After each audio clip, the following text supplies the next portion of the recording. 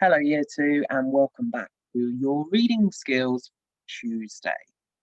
Now, we are up to chapter 10, so we are really getting stuck into it.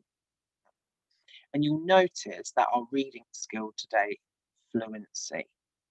So have a little look at that and think, what is fluency? Okay. We don't normally do it as a specific skill that we're going to be working on that day, but fluency is something that we do every day in our reading. And it just means how fluent we are at reading, how well we can read, maybe at the speed of our reading. And then, of course, we look at our skills, understanding, and our explanation skills, retrieval skills, all of those. Okay. However, because I know that this is quite a big book, okay, it does have lots of chapters. What I have done is every other day I have included Fluency Day. Now, the reason for that is I know you have got lots and lots and lots of work that you are all doing at home, okay? So I have included Fluency Days to break up our reading skills a little bit, okay? And just to reduce your workload ever so slightly, okay? So on Fluency Days, we will just be practicing our reading, okay? Reading through those chapters, but we won't necessarily pass after that, okay? So I hope that makes sense to everyone, and I hope you can understand why we're doing that.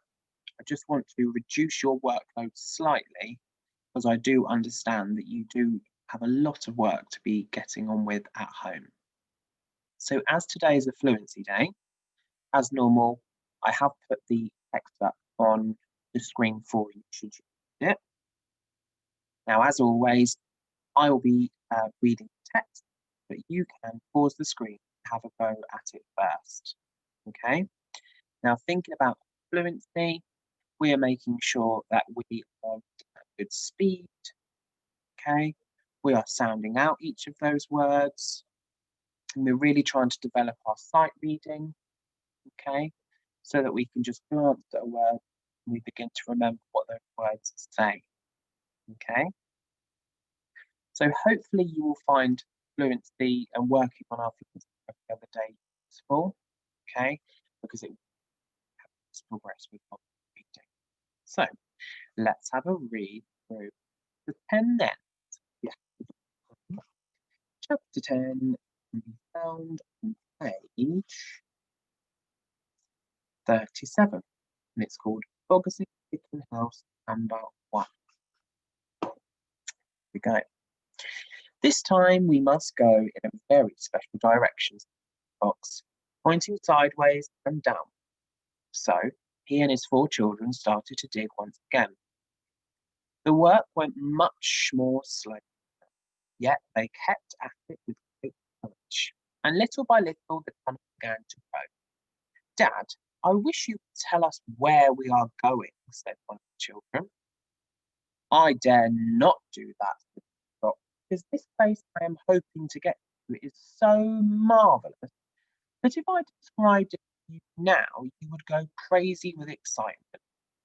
And then, if we fail to get there, which is very possible, you would die of disappointment. I don't want to raise your hopes too much, my darlings. For a long time, they kept on digging. For how long they did not know, because there were no days and no nights down in the murky tunnel. But at last, Mr. Fox gave the order to stop. I think, he said, we had better take a peek upstairs now and see where we are. I know where I want, but I can't be sure where near it. Slowly, warily, the foxes began to slope the tunnel up towards the surface. Up and up it went until suddenly they came to something hard above their heads and they couldn't go up any further. Mr. Fox reached up to examine this hard thing. It's wood. Wooden planks. What does that mean, Dad? It means unless I'm very much mistaken that we are right underneath the house, whispered Mr. Fox. Very quiet now while I peep. Carefully, Mr. Fox began pushing up one of the doors. It creaked most terribly, and they all ducked out, waiting for something awful to happen. Nothing did, so Mr. Fox pushed up the second board, and then very, very cautiously he poked his head up through the gap. He let out a shriek of excitement. "I've done it!" he yelled. "I've done it first time! I've done it! I've done it!" He pulled himself up through the gap in the floor and started prancing and dancing with joy. "Come on up," he sang out. "Come up and see where you are, my darlings. What a sight for a hungry fox! Hallelujah! Hooray! Hooray!" The four small foxes scrambled up out of the tunnel. What a fantastic sight it was that now met their eyes. They were in a huge shed, and the whole place was teeming with chickens. There were white, brown, fat chickens by the thousand. Boggus's chicken house number one, said Mr. Chicken.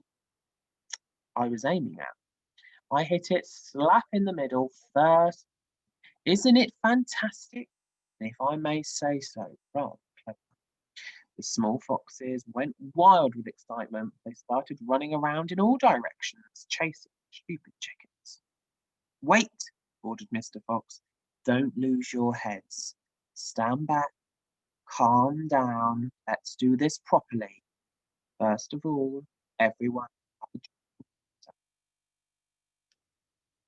They all ran over to the chicken's drinking trough and lapped up lovely cool water.